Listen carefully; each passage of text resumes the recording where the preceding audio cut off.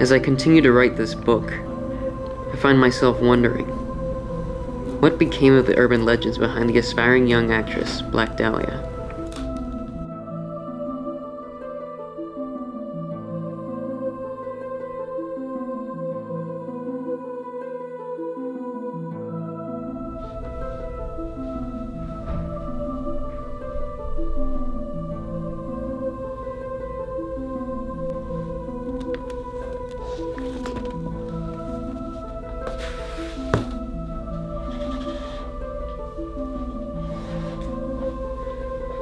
Enveloped in a binder, I find my solution.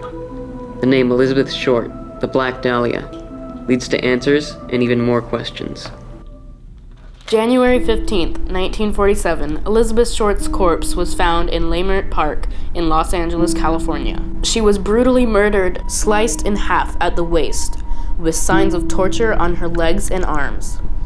The young 22-year-old was an aspiring actress who worked as a waitress, and this bizarre incident has left her unknown killer in infamy for over 60 years. Although the murderer was never convicted, the FBI extensively investigated suspect Ed Burns, but nothing became of it. After the people got word of the crime, the media started to sensationalize the killing.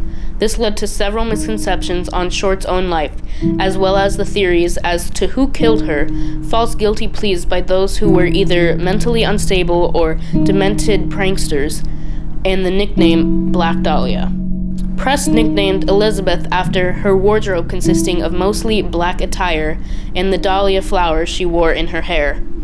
At the time, the police and press received letters from a so-called Black Dahlia Avenger, who wrote cryptic letters that were clues to the murder. After all the years, I would have thought the case had gone cold. I was surprised to find that in 2003, the son of suspect George Hodel made it public through his research that his father was supposedly the Black Dahlia murderer. Dr. George Hill Hodel Jr. was a physician affluent in high society during the time of the murder, associating himself with the likes of visual artist Man Ray and director John Huston. Although being held in high esteem, his educational background was never disclosed, and he was never a part of the Los Angeles County Medical Association. Hodel's transcripts include illegal operations, such as performing abortions, payoffs to law enforcement officials, and his involvement in killing Elizabeth Short. Before the murder, he was convicted as a sex offender. The charges came from his own daughter, creating a bit of criminal history for himself. He was never convicted for this crime. Steve Hodel, George's son, documents that his father took Elizabeth Short to the Soden Historical House to torture her before committing murder. When interviewed by the district attorney, he stated that if he were the supposed felon, that, quote, they would never be able to prove it now. Hodel was being secretly bugged by the district attorney and LAPD in his private residence from February to March 1950. In April of that year, he fled the country before the LAPD could arrest him. For the next 40 years, Hodel hid in Asia.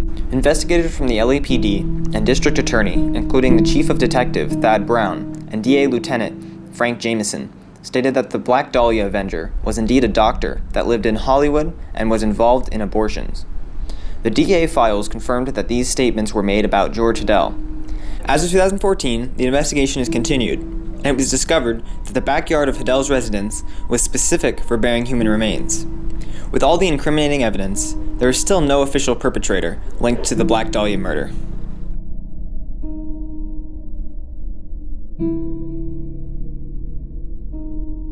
Learning the truth behind the death of Dahlia leaves me with more questions than ever before. How can one single moment in history be immortalized by such bizarre tragedy, vulgarity, and misconception? Between newspapers, official reports, and urban legends, the mystery of the death of Elizabeth Short is obscured forever, boiled down to one moment that happened at 10 a.m. at Leimert Park, Los Angeles, January 15th, 1947.